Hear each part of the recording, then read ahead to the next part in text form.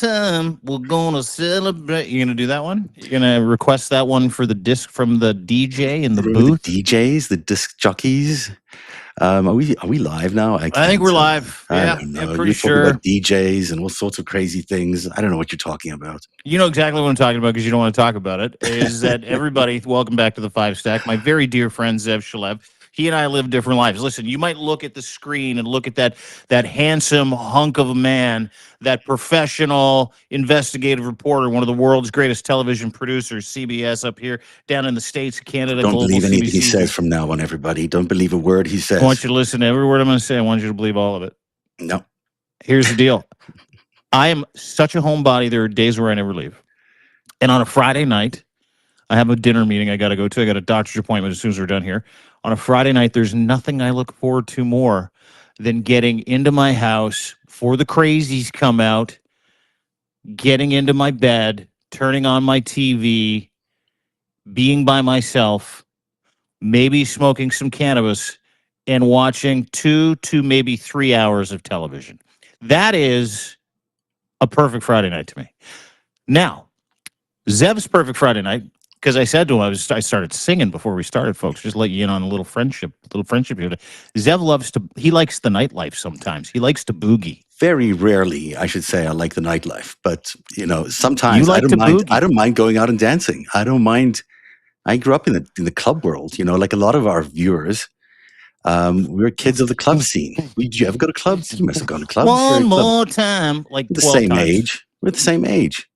We're the same age, but I was never a club guy. I don't know what it is. I think it's my OCD when I go into places and my PTSD when I get in. It's like an assault. It's like an assault on my eardrums, and it's like you see all these people that nobody knows each other. Everybody's dressed to the nines. People, covering their hands with their drinks. They were doing that when I was like 19, 20 years old, and I'm like, what are we doing here? What are we dancing? We're dancing. You can't fucking understand each other. You can't.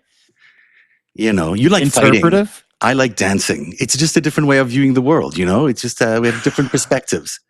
Well, I'm going to Pilates tonight. That's like my excitement, and then I'm going to go. That sounds lovely and peaceful and really good. You're also going to Fallout.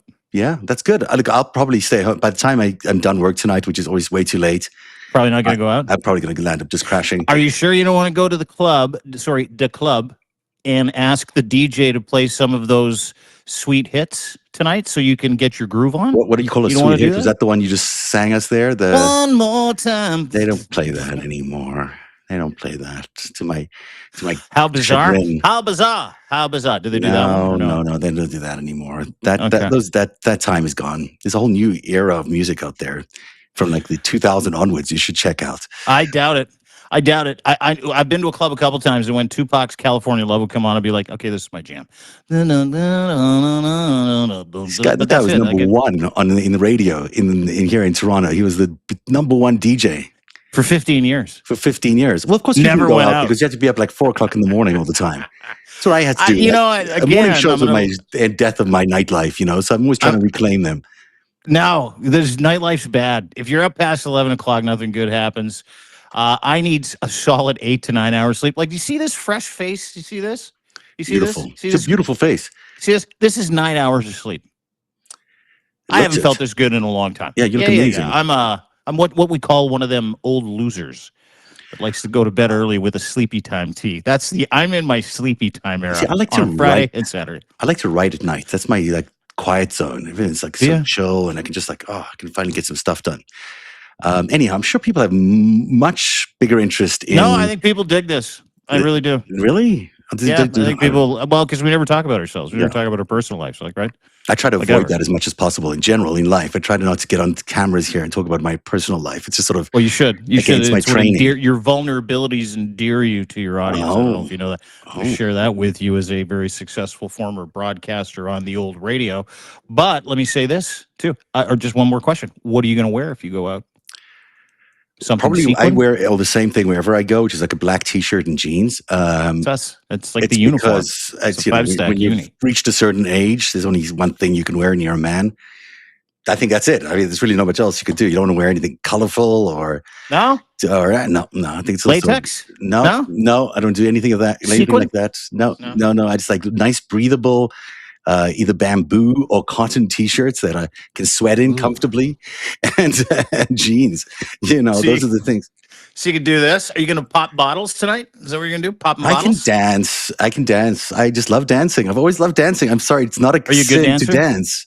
I'm a really good dancer. I think I'm a good dancer. Probably people don't think I'm a good dancer, but I like dancing. I'm the worst. I am so embarrassing to watch dance. Like even at my partner, we were at a wedding recently, and she's like, "Let's dance," and I love this woman to bits, and I'm like, "Yeah, Daddy doesn't dance." You should give it a whirl. It's just like connecting with your inner self and like letting yourself express yourself. No, I look like I'm having a seizure.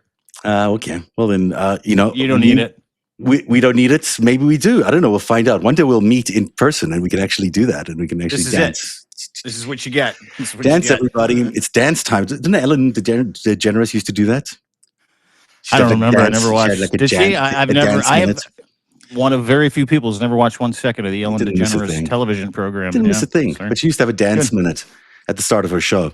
Should we do the top 5 news stories of the day? Probably time to get into it, Zev. Where do you want to start today, my friend? And by the way, housekeeping, hit the Chiron at the top, little gray Chiron left-hand side. You can follow both of us, subscribe to both of us, paid subs, get this to the top of the algorithm. So please, if you can, great, 25% off annual here. Zev is incredibly affordable, some of the best writing. We'll get to what we've got coming up on our Substack channels coming up a little later on in the show. But if you could hit that Chiron and follow us both, we'd greatly appreciate it. Paid subs, again, awesome, perfect.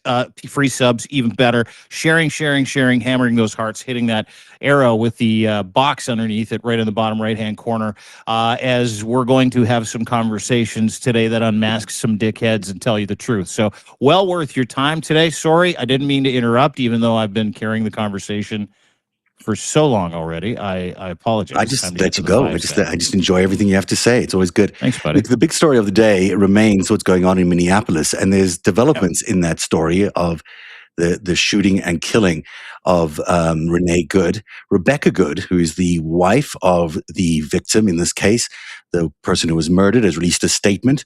We're going to show you some of that statement. We don't have the full statement. We've got some other portions of it. But as this all has been developing this afternoon, we've got a new tweet from the vice president, and I don't have it in front of me, but I'll pull it up quickly, where he's saying, J.D. Vance is saying, watch this. As hard as it is, many of you have been told this law enforcement officer wasn't hit by a car, wasn't being harassed and murdered an innocent woman.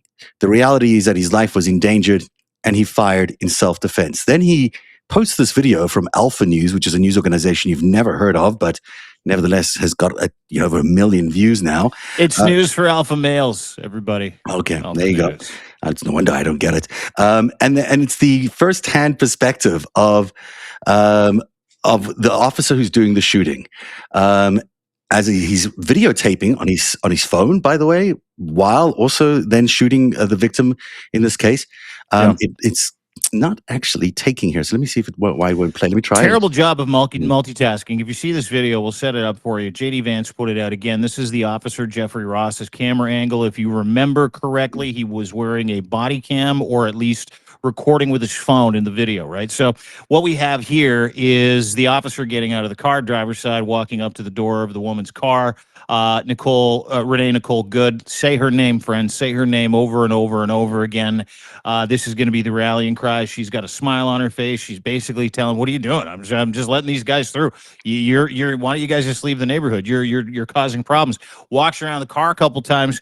And is recording and pulling his gun at the same time that he shoots her. And the reason why he lost control of the phone, and J.D. Vance is trying to pass this off as, oh, that's when he got hit. The reason why he lost control of his phone is because he stumbled to get out of the way, even though he was probably a foot away from the car as she backed up. And then when she pulled forward, he moved further back and got completely out of the way, never got run over. So it destroys Donald Trump and Kristi Noem's whole, the officer's recovering in the hospital with injuries. He's going to be just fine. It doesn't help their argument very much, but it also raises a whole lot of new questions. Now, keep in mind, what they've done is they've cropped this video to just the parts that they liked. I did an analysis on this. I'm not even sure the entire audio has been kept on this track. It may be that some of the audio has been removed. But let's take a look at this. Let's see what happens here. Do you have the audio? Oh, you're not getting the audio there. No. Boy. No worries. It'd be nice to hear what Nicole says because she's in no way intimidating and she is in no way threatening anybody.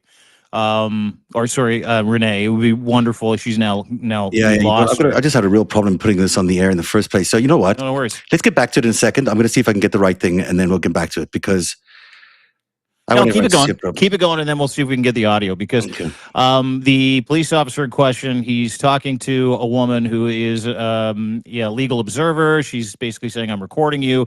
You can hear them telling her to leave. She then moves. That's the scene of the crime right there. That's when she moves, backs up, takes off. He fires a couple shots, kills. I just lost it. Yeah, Sorry. that's okay. No worries. Yeah, no, it kills a woman. There's a lot going on today. So keep going. You like talking. Keep doing it. Yeah, and no, please. Because as we get the audio is very important here. Because if it was fucked with, they didn't fuck with that enough, and if they fucked with the video, they didn't fuck with that enough either. Because it still shows, no matter how hard JD Vance stumps for absolute immunity for this gentleman, Jonathan Ross, the 43-year-old man who murdered Renee Nicole Good in cold blood. No matter how much he tells them they all have immunity to go out and do this, they don't. And the video that he put out, not only is it cropped, but it is highly suggestive, meaning there is still no proof and way more proof. There's no proof that Miss Good ran over the officer, Jeffrey Ross, with her car. There are 40 other videos, and we're getting ring videos from cameras across the street that prove beyond the shadow of a doubt, without any hesitation, that Renee Nicole Good did not hit, run over, or target Jeffrey Ross, the ICE officer who killed her in cold blood. Try again. See if this works. Hopefully it does. We're not getting, you're getting echoes? No, nothing. Okay. Can you hear this? No. Okay, then I don't know. No, don't worry about it. Yeah, but let's watch it. Let's just watch it. This is the Jeffrey Ross. You can see him come to the front of the car. Then he walks around the back of the car. So he's putting himself in behind the car and in front of the car, right? And I think it's funny because I was talking to a police officer friend of mine. There he goes around the car. He's getting called a fucking loser by a legal observer. Clearly, he is. He murdered a woman in cold blood. He then grabs his phone and his camera. He starts recording her. Goes around to the front of the car. Here we go. She backs up to avoid him and then goes around him. He shoots her twice. There isn't an angle of this video that proves that man was in any imminent danger of being attacked. Everything that Donald Trump and Kristi Noem and the state regime known as the Trump regime is telling you about what happened here is a fucking lie. And it follows a process, and we'll get to that process in a minute because 2 more people were shot in cold blood in Portland, Oregon by ICE officers yesterday, and it was the same process, the same excuse, the same justification, and again, with absolutely no evidentiary proof that the 2 people in Portland were members of a Venezuelan gang. The Tren de Agua, or whatever it's called, Tren de Agua. Yeah. I can't remember the name of it. And then there is absolutely no proof that Miss Good was a no-good radical left lunatic who got training, as Kristi Noem said, to use her car as a weapon, and she's a domestic terrorist. So unless we see proof of that. I got some interesting things about this video. I think, firstly, the person doing the original videotaping, that's Rebecca, Renee's wife, who's outside the car at the time. And she is doing what we all thought she was doing. These are, people exercising their First Amendment rights. They're absolutely allowed to be in the face of anybody they want, shooting video or saying whatever they want on the public streets of America. It's completely just legal. It's the First law Amendment, of the land. Not the second, not the third. Yeah. It's their First Amendment right. Yeah. So everyone is allowed to do that in the United States. And what you're seeing there and what they're trying to predicate this whole argument about is that Rebecca and Renee was somehow threatening the lives of these ICE agents by videotaping them or by saying, go get lunch. The one person says, at least Renee's heard saying, I don't hate you, dude, or I'm not, there's nothing in there that would include any reason to go after anybody with such force. So, on the face of it, the one thing that, that they're arguing is that these leftists, liberals are out there doing, domestic terrorism by creating a situation of violence against these ICE agents. That ain't happening. If this is what they're calling people stoking violence and creating violence against ICE agents, what the president of the United States does every day to us is definitely stoking violence. I mean, it's the nicest form of violence I've ever come across. They're just merely saying what they have on their minds.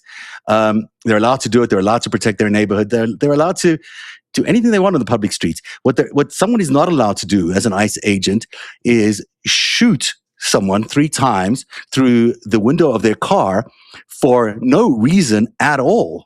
On the one hand, he's got a video camera, a cell phone, so he's shooting this. Why is a ICE agent making video? Is he a correspondent? For the gram, dude. For the gram. Or is he a correspondent for Alpha News? Is he getting this for posterity? Is he, does he know there'll be a paycheck on the other side of this because someone's going to buy that video from him and he's going to be a big star and a big hero? Or is there any other good reason for him to have a camera, a personal cell phone shooting video? None. So he's out there looking for business, obviously. He's looking for some scene. Otherwise, he wouldn't be shooting this. He wouldn't be taking his cell phone camera and saying, let me see what I can get. He's looking for the news headline. He's looking for the get. And then they're so nice, even in their, supposedly sarcastic, whatever you want to call it. I mean, they're so lovely, these two people, in the way they're objecting to this. They obviously no harm to anybody. They get surrounded by 3 thugs, encircled by 2 vehicles, and they can't move out. And they got their dog in the back seat. They just dropped off their son at school. They're doing nothing in any way to harm them. And you can see that they're getting increasingly threatened by these ICE agents that are surrounding them. And then you see Renee Good just at one point, as they're saying, get out of the car, and grabbing the handle bar of the car, that they get so frightened that she drives away. Mm-hmm. And so her wife sees her. Masked guys with guns with no jurisdiction, roaming the streets looking for brown people, threatening you to get out of your car. After, and I don't know if you noticed this, at the start of the video, and every angle will show it, with the exception of the ones on the right-hand side behind the trees. Every angle will show it, is Miss Good, the truck that pulled up and ended up emptying out these ICE officers, including Jeffrey Ross, the one that shot her. She backed up and waved them through, and they didn't go through. They got out of the car. But before that, another ICE vehicle, a Suburban, went through. She waved them through, tried to wave the next group through, and they weren't having it. So even from Jump Street, she was trying to say, go ahead, even though she was parked sideways across the road. What she was doing was trying to make it more difficult for them to move. She wasn't intimidating them. She wasn't threatening them. She wasn't using her car as a fucking weapon. And when you watch the original part of that video, any video, that's what she does. She reaches her hand out. She's like, go ahead. And then they get out and they start badgering. I think we can watch it now. Hang on a second. Yeah, let's watch this. Oh, this is the angle. There you go. This is them getting out of their car. She waves them through. There's the dog. She wants nothing to do with it. There's the dog. Oh, yeah. This person at the cherries will help. Listen. That's fine, dude. I'm not mad at you. Show your face. I'm not mad at you. That's okay. We don't change our plates every morning, just so you know. It'll be the same plate when you come talk to us later. That's fine. U.S. citizen, former fucking president. You want to come at us? You want to come at us? I say go get yourself some lunch, big boy. Go ahead. Out of the car. Get out of the fucking car. Get out of the car. Oh! There you go. J.D. Vance posted that somehow in his mind, and in the the U.S. government's mind, that this was going to absolve Jeffrey Ross of any wrongdoing. Yeah, it does nothing. It doesn't do any of that. It makes it worse. It makes it worse because it shows They're surrounded. Good, very calm, not imminent. Yeah, not she's a threat. not her hands out. She's not holding onto a weapon. He goes and checks her license plate, by the way. Why is he doing that? Is he checking to see who it is? Because he wants to make sure he's got the right people? Because I still find it really weird that this is the same guy that was in a ramming incident, dragged by another person completely in the Twin Cities a few months ago. I mean, what's the likelihood of that, Dean? And what's the likelihood of there being a of this only one big incident in Minneapolis. And he's the guy that's on the scene for this thing, which looks to me now more and more like a revenge killing than anything else. Yeah. Because if this is what they were doing, and I'll take this part of the testimony correct. That is correct. They were probably out there doing this ICE watch thing that people are doing around the country, which is basically protecting their neighbors by exercising their First Amendment rights. It's a perfectly legal thing to do. If they were doing this, then there's no ways that the officer and all these other ICE agents had no idea who that was. They knew exactly who was in the car. They've been tracking them all day. So they knew what they were going for. And then they sent the trigger-happy guy, the guy who had still traumatized from his dragging incident a few months ago, into the scene. Into like his the hardest, previous terrible job of doing that job where he got beat up and dragged by a Venezuelan and terrible thing that happened to him. It's awful that it happened to him. But I mean, that is not the person you would assign into a situation like that, knowing his history and knowing that he'd still just recently gotten out of hospital for that. It is your commanders should obviously know that's a bad thing to send that person into that situation. In fact, that person shouldn't be at work probably if this is.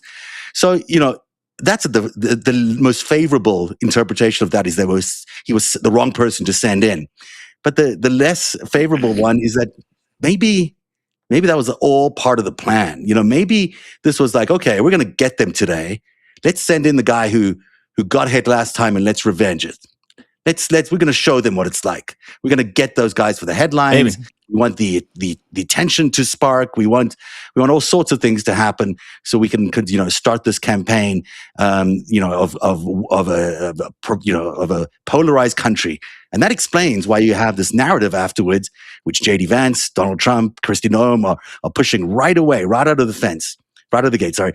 The idea that they were so quick to react, Kristi Noem was out with a statement within 20 minutes of the shooting. Do you remember the statement? Do you have the original statement? I can get it, but yeah. This is not funny, but I laugh because it's just so fucking ridiculous. Like, it's bizarro world. We do nothing quickly. We live in a sim. When Kristi Noem, it was 17 minutes after the shooting, steps up in Texas somewhere with a fucked up cowboy hat on her, a brand new Mar-a-Lago face, and she was stage managed. She goes, this was her original excuse for the cold-blooded murder of Renee Nicole Good. The woman was an agitator, and she was a far-left radical lunatic. She's using her car as a weapon, and she noticed that a couple of police officers were stuck on an ice floe. That's what she said. Stuck in the ice on an ice floe. Ice floes are in the fucking north and the south. Ice floes are pieces of fucking icebergs. I mean, it's just not. It's so bizarre. So she says caught in an ice floe, like hung up, and the woman was effectively challenging them with her car and tried to run them over. That's what she said 17 minutes after the shooting. Yeah. Okay. Now, no one had any information. She didn't have any information. This is pre-scripted. Here's what you do. You go out, you get in front of the story. There's a playbook for it. I'll go over it in just a second. And then in her next availability later on that evening, she's like, she used her car as a weapon. So she dropped the whole stuck in the ice. The cops were being targeted, like they've all been targeted, and there's been this percentage increase in ICE officers being rammed with vehicles.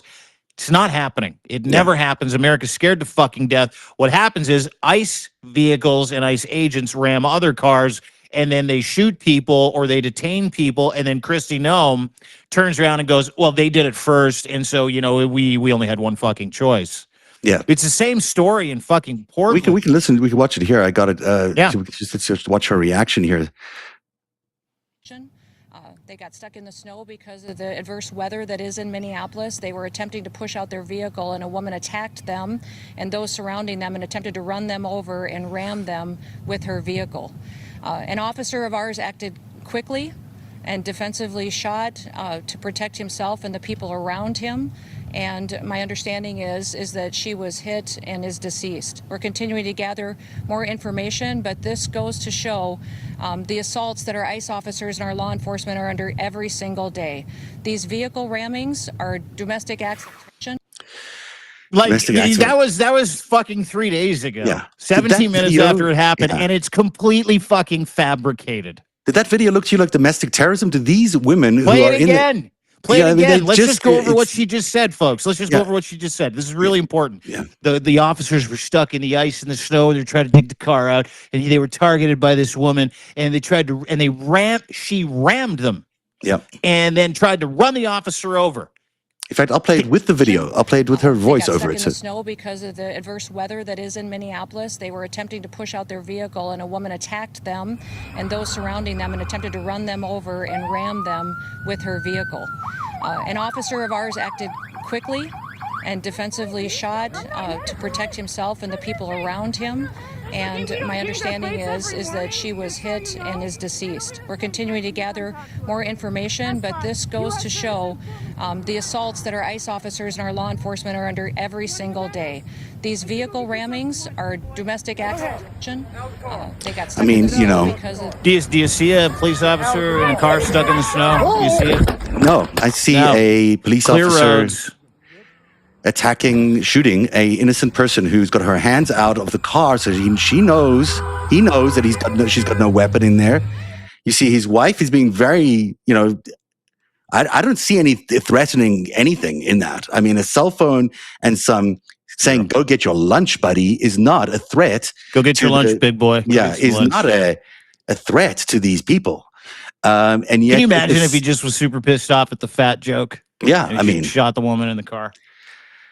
Look, the fact that they're continuing down the line of this ridiculous storyline is beyond belief, and Rebecca, who we saw there in the video, says this about Renee. She says, "We stopped to support our neighbors. We had whistles, they had guns." And then she says of Renee, she sparkled. She was pure sunshine. She was pure love, pure joy. This is a 37-year-old mother of three who was shot there, just dropped off her 6-year-old son at school with their family dog in the back seat, who went to this neighborhood to look out for their neighbors and express their First Amendment rights. And what we have here is a family that's going to be shattered forever, and a son who's lost his mom.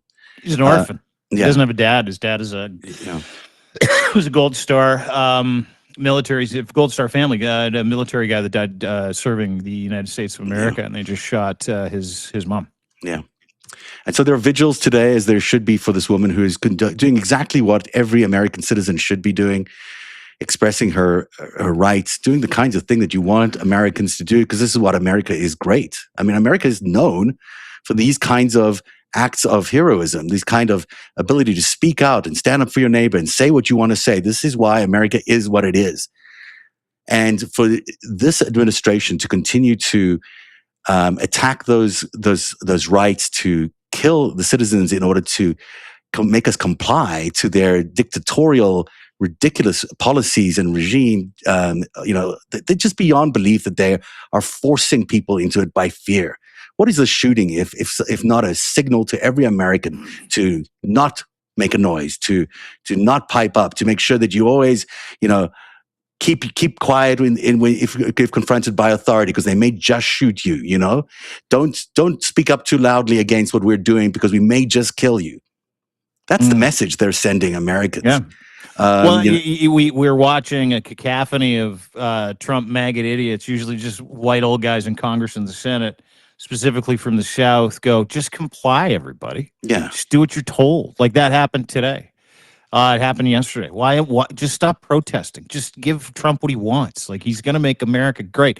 That's not how America works. It's not how America was founded. America was founded and works and became a nation because people decided to stand up to fucking tyranny. Yeah. And now tyranny is being revisited on every citizen in the United States.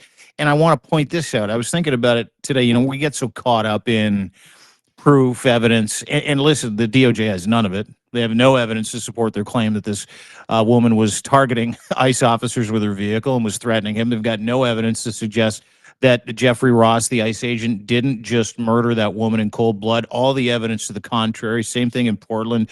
A married couple claimed to be these Venezuelan drug kingpins and prostitutes were picked up by police and were shot there as well. Yeah. And it's the same thing, the dehumanizing label of calling them a terrorist or calling them a gangbanger or a hooker, calling them illegal. They can't call Miss Good illegal because she's very American, as you could see.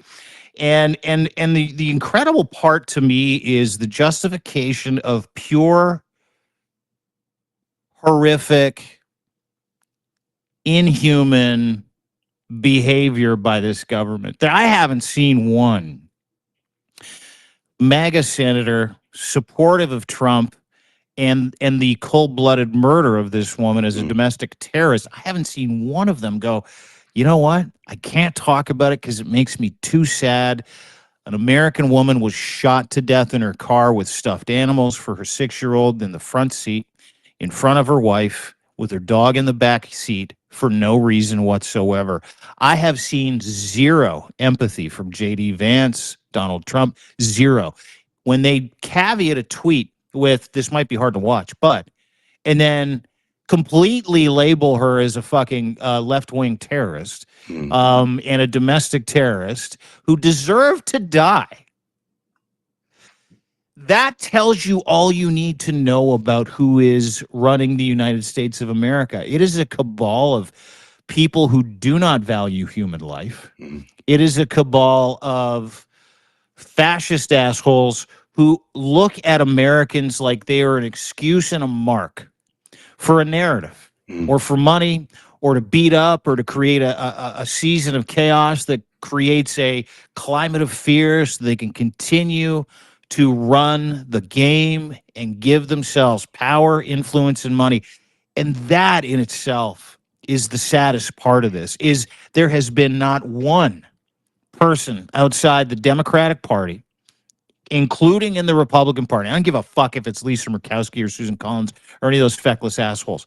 Nobody in talking about what happened wants to find out what happened on the GOP/Trump regime side, because they don't give a fuck about human life, and they prove it over and over and over again with every statement they make, trying to give this man who killed this woman in cold blood pure immunity, and then putting out tweets saying, don't worry, we got your back. Keep it up out there, everybody. That is fucking gross. What you're saying there about immunity is so striking, because, this idea that J.D. Vance can stand up there and say they have complete immunity to do this kind of murder is essentially saying what we all know, is that every authoritarian state does this, is they create an SS, a Gestapo, a military force that is responsible and listens only to the leadership of the country and is there to execute their desires on the people of America or that state. I mean, this is what authoritarians do. We are the people. We're in an autocratic state where you get shot for expressing your point of view. You get shot for taking a drive in the street because you may be blocking traffic. You get shot for being opposed to government policy on immigration. That is not the way America functions. It is the way America functions now. But you have to look at that and say, how does that compare to the way America was a year ago? Could I express my rights a year ago against the government policy of immigration? Did Joe Biden send a bunch of thugs out to kill people because they objected to his policy? He didn't do that. We all went to the polls. Maybe people didn't like his immigration policy, so they voted for the other guy. That's the way democracy works. They don't send out a bunch of thugs in masks to kill people. And in this short 1-year span, this administration, this leader, this so-called president, has ripped apart what America stands for, has completely destroyed our democratic values. The primary thing about democracy is you can vote, you can speak your mind, and you're not going to get killed for your points of view. You're going to get good access to justice. And in this case, everything is missing. She can't speak her mind. She can't express her opinion on policy, which basically takes away ability to vote. The FBI has taken over the investigation and cut out the Minnesota Criminal Bureau there, meaning this investigation is never going to be done.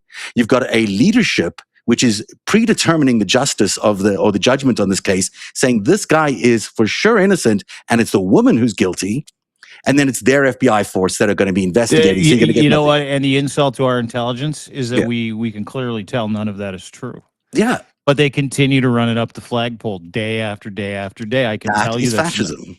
that is fascism. That Yes, is what sir. it looks like to be in an autocratic state. We Yep. aren't allowed to do any of those things. You don't have the law on your side.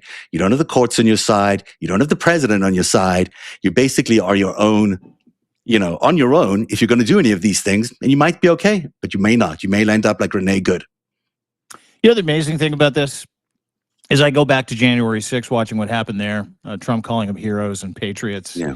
Scaling the walls, taking shit on the floor, killing police officers, breaking windows, threatening to murder every member of Congress, calling them baby killers, and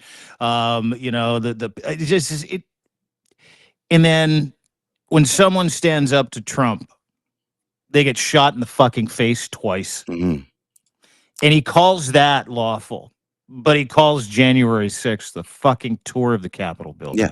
By patriots. Well, you heard what he said to the New York Times today about the only thing that he cares about is his own morality. He doesn't care about the law. He said it's the only thing stopping him. Yeah. The only thing stopping me right now is my own morality. I don't Yeah. need international law. He doesn't have morality. Ugh. He doesn't Dude, have morality. Yeah, he does. You're seeing it. This is his morality. But then He has the morality of a fucking serial killer. Yeah, That's what we're watching. And it's here, and it's happening in front of our eyes, and we can't ignore it because, you look at what happened in Venezuela, you look at what's happened in other countries where this has happened. Ukraine has had to deal with this twice in terms of revolutions. They had to had their treasury completely gutted by Russia. And at the same time as all of this is happening, there are crimes going on to steal as much money as possible from the U.S. taxpayer. There are so many schemes involved that are basically sucking billions and billions of dollars out of the U.S. economy while we're all distracted by this fascist takeover of the country. And this is textbook. This is I can guarantee you, if you go look at the history books, I've done many of this myself. I did it with Olga Lautman. This is what the autocratic descent looks like. This is what it looks like to backslide into authoritarianism. This is where we are. Let me kind of just read a couple things to you real quick, and then we can move on because I do have a hard out at around 3:30. But there's a process here. It's super visible to everybody that's watching it in real time. There's a template. It's repeatable, scalable, easily. You normalize federal violence, manufacture public fear, justify repression. Step 1, federal violence becomes first. Convenient, malleable facts become second, right? Just do it, and then we'll figure it out later. We'll invent a fucking narrative that makes us look like the heroes. Step 2, you force a civilian reaction. Could be anything. Protests, vigils, mayors demanding answers, communities push back, and then he labels all those people, dehumanizes them, calls them Antifa, and says, okay, we got to go take care of business. Then you get 2,000 ICE Gestapo goons invading Minneapolis and Minnesota.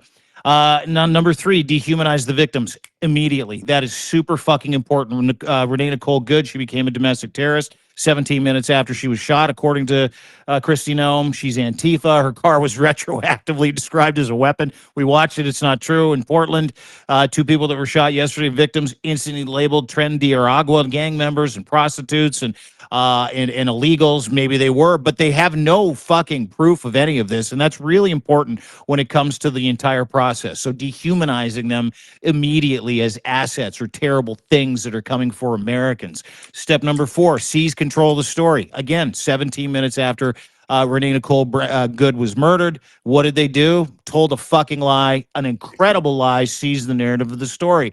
Step number 5, you turn protest into proof, meaning you gin everybody up, you send agitators in, you send more cops in to fucking agitate peaceful protesters. They react, and you go, see, we got to go in. And then you bring more people in. That's step 5. Step 6, normalize immunity. Oh, what did J.D. Vance do from the stump the other day? You have absolute immunity. We need to get these dangerous migrants out of the country. It's all based on a lie. And then step 7, prepare the end game. What is that end game? It is martial fucking law in the United States of America. You want the roadmap? I've got it. Go to deanblundell.substack.com. I've got an article about the Portland shooting. You can see the roadmap. Shoot first, label the victim a terrorist or a gang member, invoke national security, withhold all fucking evidence, discredit local officials, crack down on protests, expand federal power, repeat, repeat, repeat. Yeah, this is exactly right. This is the way it happens, and it's not only in one country. These are the same steps that are taken in every autocratic takeover of a democracy. This is an orchestrated event for America, and America's got to decide: are they taking the bait on this? And I understand that people have to go and do vigils and protest, and people have to do that because they just got to get some energy out of them. But I actually think that continuing protests on this issue are just going to land up igniting more conflict. I think we need to turn this into the battle that we really are fighting is against Donald Trump. It's not against these ICE goons. It's not against the immigration policy. It's against the takeover of our country and Donald Trump taking over our country. And for that reason, fighting these ICE goons in our cities, in our liberal cities, which is where they want us to do the fighting. They want the conflict there. They want to do martial law there. Instead of that, we should make sure that we keep our focus on Donald Trump and this administration, because we're getting distracted, we're getting gaslit, all sorts of things are happening. And I know we're running out of time, so we may not even get to the rest of this show, although I can do a quick few stories because there is a lot going on. Should we do? I mean, I think the thing to focus on right now is really Iran. Is probably the thing that I am focused on more than anything else is the. Are you seeing the scenes coming out of Tehran? Yeah, there's a huge internet. They lit up 4 fucking government buildings today, and the mullahs apparently on their way to Moscow as we speak, and the Khomeini getting ready to fucking split. Iran is ready to fall, friends. Yeah, and again, what we're going to see here is Trump, triumphantly going into Iran with his friend Bibi Netanyahu and saying, "Hey, we ended the regime." That is not. I have no interest in protecting the reputation of the Iranian regime or anything about them. They've been a slight on society and the world, and they're terrible. But this is an arrangement again. This is like we saw Russia allowing Maduro to be taken out of. And there's an article in the Washington Post which buries the lead, by the way, but it talks about how Russia had previously offered asylum to Maduro with the Trump government, the Trump regime. So they were part of the negotiations to get Maduro out of there. They had offered him asylum. They'd offered him their security, Turkey as well. And so now we saw that arrangement was done with Russia, with China. We're just going to replace the figurehead at the top of the food chain of Venezuela. We're going to see a similar thing happen in Iran. I have no doubt this regime is going to fall because it's been teetering on the edge of falling for a long time. Of course, if Russia and China and Israel and America all wanted to fall, it'll fall. But to say that this is, the democratic ideals that are driving him, he's going to say he's attacking the regime because they're killing protesters. I mean, he's just killed a protester. There's no moral high ground that we're going in there with. We're just watching the deck chairs on the autocratic, HMS autocratic shift around. That's all that's happening. So can I just let me insert a very similar example as you pointed out. Again, we talked about the process of dehumanizing and bringing martial law into the United States. Just went through that. Let me take you through the same thing when it comes to regime change. Is to Zev's point, the United States, Russia, and China, they're not enemies anymore. Like that old story's gone. And only because Donald Trump desperately wants Vladimir Putin not to put out the fucking Epstein files. Only because, and I'm going to repeat that again, because a fate worse than death to Donnie is people seeing him with young women, specifically on Epstein Island, and Putin has those fucking files, and he's been lording them over his head this entire fucking time. I have that on excellent authority, as does everybody else here. So let's just dial that back. Throw out any idea that you used to have about it's us versus them, it's the East versus the West, the United States, Canada, coalition of the willing. We're beating back the great Russian bear and the Chinese communist machine. No. Donald Trump had to get Putin and Xi's blessing to invade Venezuela. Oh, yeah, they were part And of the he deal. did. Mm. Donald Trump and this is a fucking 100% true. Donald Trump and Benjamin Netanyahu have to get, and by the way, Netanyahu's in that group too, have to get permission from Putin and Xi to do anything to Iran. Of course. They do. They Otherwise do. they'd be And it's obliterated. like give and take, right? Like Yeah. Putin goes, okay, you can go get Maduro. Yeah, we'll get the Wagner guys out of there. Shoot anybody you want, but make it look like you're chasing down some of our tankers, and make it look like They killed a few Cubans. you're coming after us. Like, Yeah. just make it look like it. Same with China. China's like, this will not stand. That's a lie. It's a fucking game. It's a ruse. It's a fucking act. And it's exactly what's going on. And even to the point where, I don't know if you've heard of this roving gang of paramilitary guys in Venezuela. They're called the Colectivos. They're going around literally going through people's phone, shooting people that help the United States. Like, they're doing that right now. And Donald Trump blessed that. He told Delcy Rodriguez, who's worse than Maduro, you go ahead and do whatever you want down there, but just make it look like I've saved democracy. But go ahead and kill as many people as you want. That's her version of the ICE Gestapo. Putin has the same thing with his little green men and his crowd control assholes in the helmets that go and beat the shit out of old ladies standing on the street corner for saying, "Where's my son? You sent him to war. Where's my son?" They'll just pick her up, take her to jail. Yeah. It's the same thing. But where it comes in really handy, when you realize that these are all the same dictatorships, this is the same model, it's that these guys are all in on it, and they're just horse trading leadership and regimes right now. That's it. That's all it is. Absolutely. You know, and you don't have to look too far back in Donald Trump's history to see how he worked with the Iranian Revolutionary Guard to build a resort in Baku many years ago, with Ivanka Trump leading the design and build of that. Iranian revolutionary money poured into a Trump hotel and resort in Baku.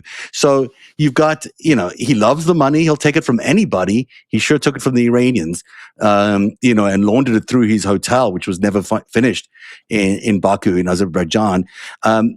This is the most corrupt kind of people. These are the most corrupt kind of leaders.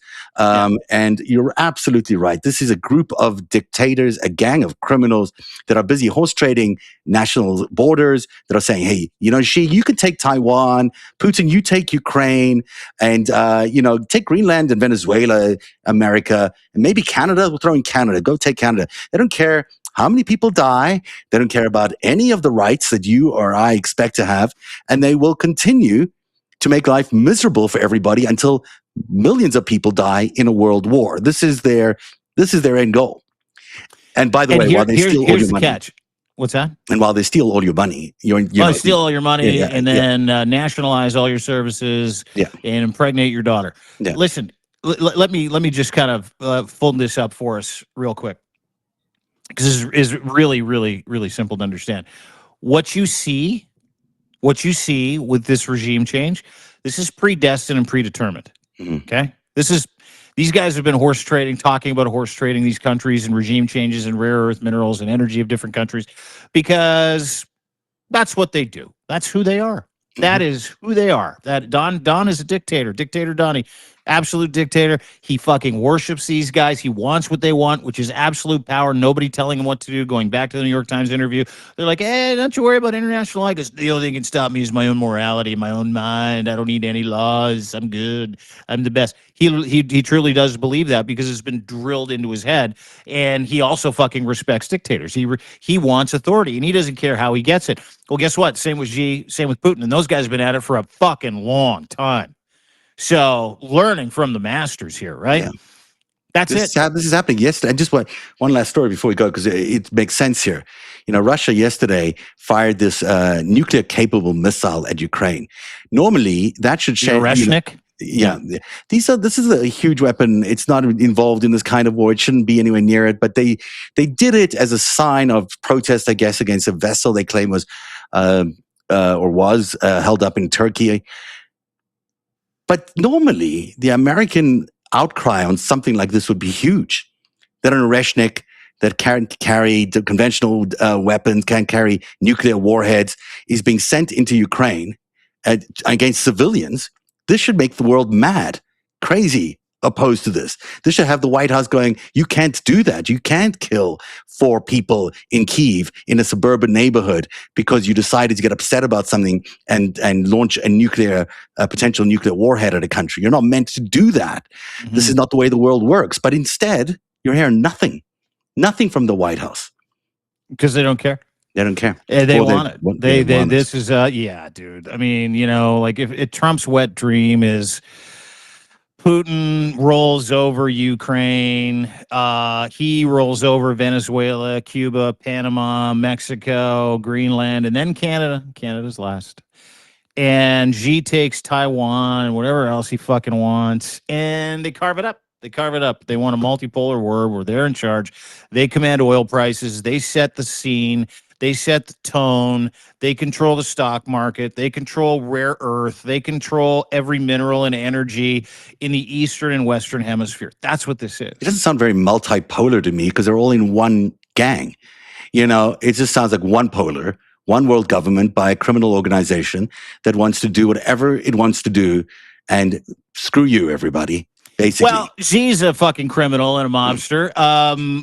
What's his nuts Putin, in Russia? He's a criminal and a mobster. Netanyahu. And Netanyahu's a criminal and a fucking mobster. And Donald Trump now runs the United States. Guess what Donald Trump's CV says? Criminal, mobster, money launderer for all of those mobsters and money launderers, right? So... Like, this is fucking it. Like, they're there. They're on the precipice of being able to take the West because Donald Trump agrees with how they do things.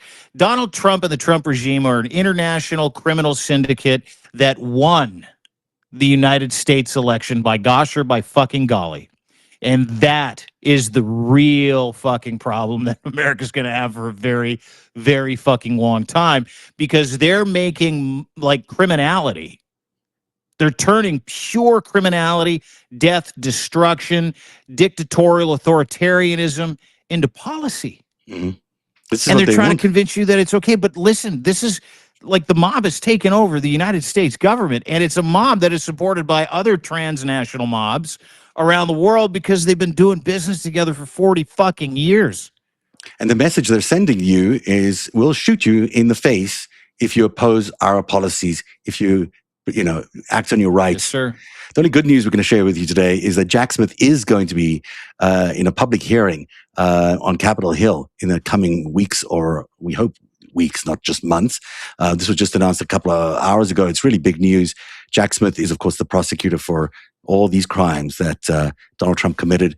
We're not going to hear him in a public hearing. Yeah, but is he going to be allowed to talk about the thing that Judge Aileen Cannon, Trump's sock puppet, just blasted and said you can't until February the 24th or something like that? I don't know. I didn't know about whether he's allowed I to hope talk it's about after that date. I think it's supposed to be released at the end of February, yeah. Well, then it'll be after that date. He hasn't been able to give evidence, right? Like, you want a public hearing, I want to fucking know the details. I don't want him to sit there and go, well, I can't talk about that. But yeah, Trump did it.